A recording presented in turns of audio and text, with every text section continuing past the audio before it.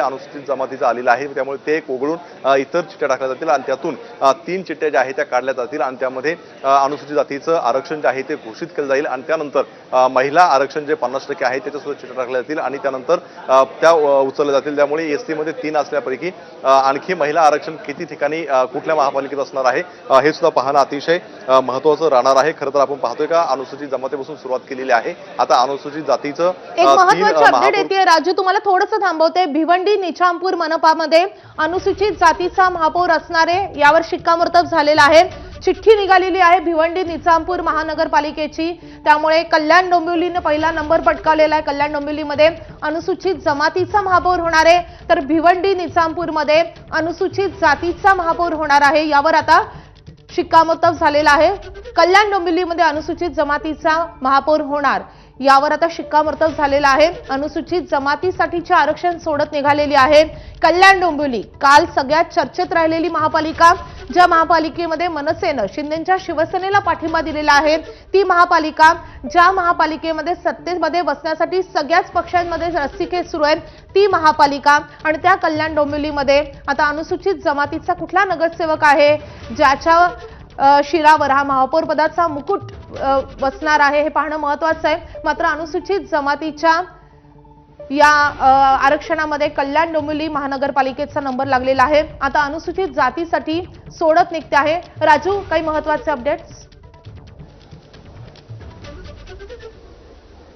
अगदी आपण पाहतोय की आता या ठिकाणी अनुसूचित जमातीचं जे आहे ते महापौर कुठे बसणार हे स्पष्ट झालेलं आहे। मात्र आता पुढे आपण पाहतोय की एससीचं जे आहे त्याचं आरक्षणाची प्रक्रिया संपूर्णपणे सुरू झाली आपल्याला पाहायला मिळते। 2006च्या कायद्यानुसार चक्राकार पद्धतीने जे आहे ते आरक्षण निघताना आपल्याला पाहायला मिळते। त्यामुळे आता ह्या चिठ्ठ्या टाकलेल्या आहेत आणि एससी प्रवर्गाचं नेमकं कुठल्या कुठल्या महानगरपालिकांमध्ये महापौर बसणार आहे स्पष्ट होणार आहे। एकूण लोकसंख्येच्या म्हणजेच 3 महापौर जे आहे ते 29 महानगरपालिकांमध्ये 3 महापौर हे एससीचे असणार आहे आणि त्याचीच प्रक्रिया सुरू झालेली आपल्याला पाहायला मिळते। खरं तर आपण पाहतोय की मुंबई महानगरपालिकेत सुद्धा अशाच प्रकारची एक जी आहे ती मोठी सगळ्यांचं लक्ष लागलेलं आहे की नेमकं मुंबईचा महापौर कुठल्या प्रवर्गातला बसणार आहे।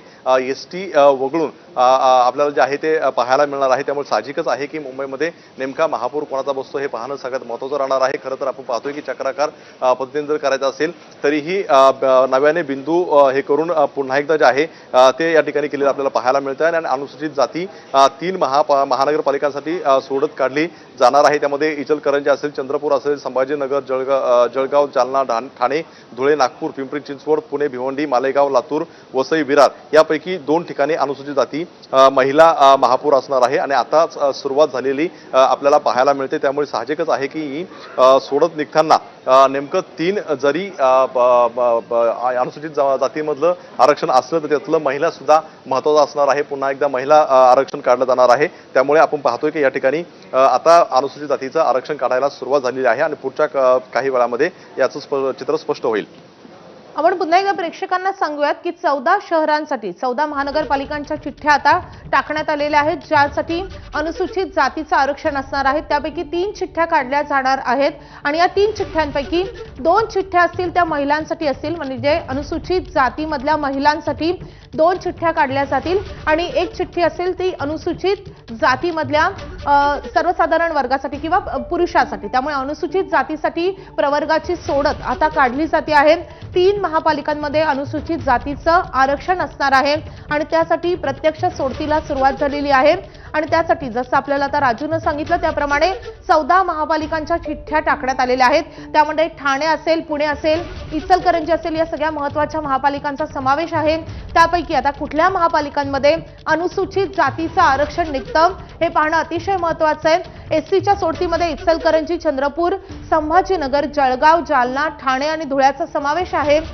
त्यासोबतच नागपूर, पिंपरी चिंचवड, पुणे आणि भिवंडीचाही समावेश आहे।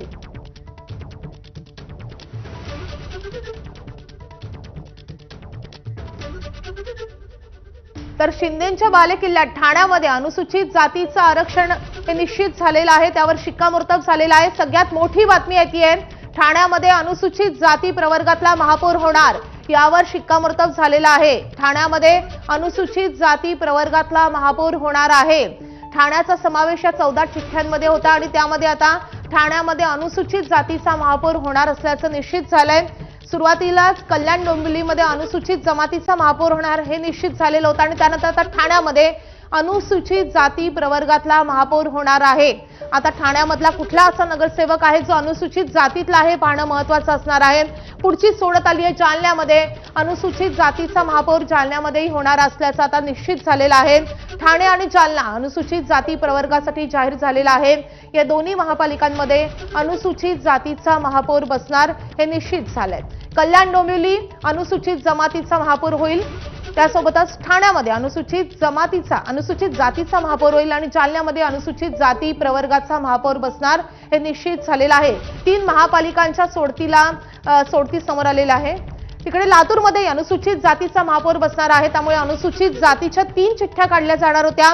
त्या 3 चिठ्ठ्या आहेत ठाणे, जालना आणि लातूर या 3 महापालिकांमध्ये अनुसूचित जातीचा महापौर होणार आहे। आता यापैकी कुठल्या अनुसूचित जातीच्या जागांवर महिलांची वर्णी लागते हे पाहणं महत्त्वाचं असणार आहे। मात्र 3 महापालिकांच्या चिठ्ठ्या काढण्यात आलेल्या आहेत अनुसूचित जाती या प्रवर्गासाठी। पहिली चिठ्ठी निघालेली आहे ठाण्याची, दुसरी चिठ्ठी जालन्याची आणि तिसरी चिठ्ठी आहे लातूर महापालिकेची। त्यामुळे आता 4 महापालिकांचं चित्र स्पष्ट झालेलं आहे। कल्याण डोंबिवलीमध्ये अनुसूचित जमातीचा महापौर होईल, ठाण्यामध्ये अनुसूचित जातीचा महापौर होईल, जालना आणि लातूरमध्ये अनुसूचित जातीचा महापौर होणार यावर आता शिक्कामोर्तब झालंय। पुन्हा एकदा आपण राजूकडे जाऊयात। राजू, आपण पाहतोय की अनुसूचित जमातीचं आरक्षण पूर्ण झालेलं आहे आणि अनुसूचित जातीचं सुद्धा आरक्षण या ठिकाणी चित्र स्पष्ट झालेलं आहे। ठाणे, जालना आणि लातूर